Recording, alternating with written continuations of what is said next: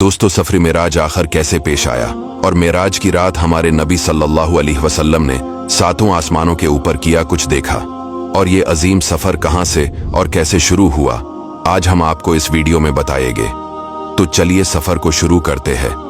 अल्लाह ताला कुरान पाक में इस वाकया का तज़किरा कुछ इस तरह फरमाते हैं, पाक है वो ज़ात जो रातों रात ले गया अपने बंदे को मस्जिद हराम से लेकर मस्जिद अक्सा तक। चिनाचे मेराज की रात हजरत जबरील अलैहिस्सलाम बारगाह रिसालत सल्लल्लाहु अलैहि वसल्लम में हाजिर हुए।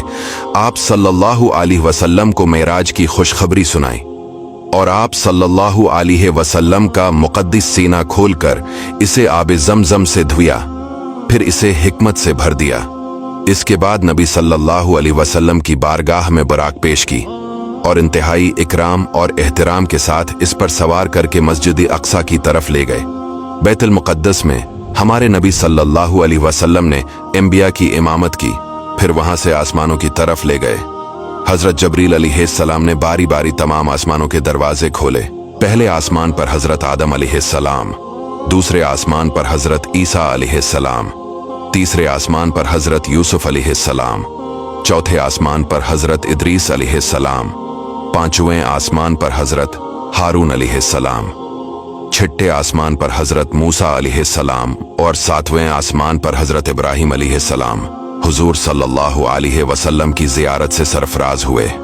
उन्होंने हुजूर सल्लल्लाहु अलैहि वसल्लम की इज्जत की और तशरीफ आवरी की मुबारकबाद दी। इसी तरह नबी सल्लल्लाहु अलैहि वसल्लम साथ आसमानों की सैर करते करते सिदरातुल मुंतहा तक पहुंच गए।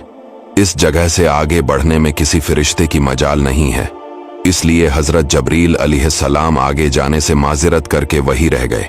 फिर अल्लाह ताला ने आपको अर्श बल्कि अर्श के ऊपर जहां तक चाहा बुलाकर आपको बारियाब फरमाया। वहां रसूल अकरम सल्लल्लाहु अलैहि वसल्लम पर खास रहमत और इकराम हुआ। जमीन आसमान की बादशाहत और इनसे अफजल उलूम पाए। अम्मत के लिए 50 नमाजें फर्ज हुई।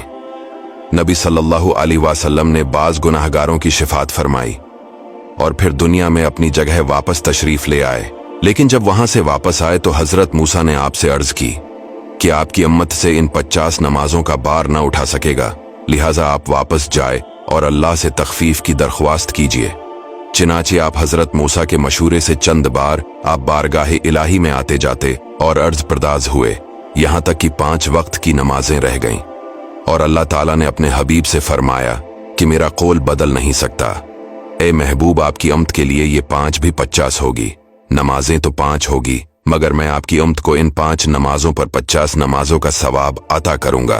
फिर आप सल्लल्लाहु अलैहि वसल्लम आलमी मलकूत की अच्छी तरह सैर फरमाकर मक्का की तरफ वापस रवाना हुए।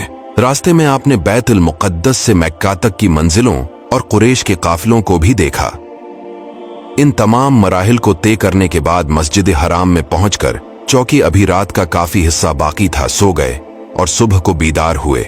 और जब रात के वाक़ियात का आपने कुरैश के सामने तज़किरा फरमाया तो कुरैश को सख्त ताजब हुआ, यहां तक कि बाज ने आपको झूठा कहा और बाज लोगों ने तो सवालात करना शुरू कर दिए। चूंकि अक्सर कुरैश ने बार बार बैतुल मुक़द्दस को देखा था और वो ये भी जानते थे कि हुजूर सल्लल्लाहु अलैहि वसल्लम कभी भी बैतुल मुक़द्दस नहीं गए, इसलिए इम्तिहान के तौर पर इन लोगों ने आपसे बैतुल मुक़द्दस के दरो दीवार और मेहराबों के बारे में सवालों की बौछार शुरू कर दी। इस वक्त अल्लाह ताला ने आपकी निगाह नबूत के सामने बैतुल मुक़द्दस की पूरी इमारत का नक्शा पेश फरमा दिया। चिनाचे कफ़ार कुरैश आपसे सवाल करते जाते थे और आप इमारत को देख देख कर इनके सवालों का जवाब ठीक ठाक जवाब देते जाते थे। तो दोस्तों, ये था हमारा आज का वाकया। आपसे गुजारिश है वीडियो को शेयर कीजिए।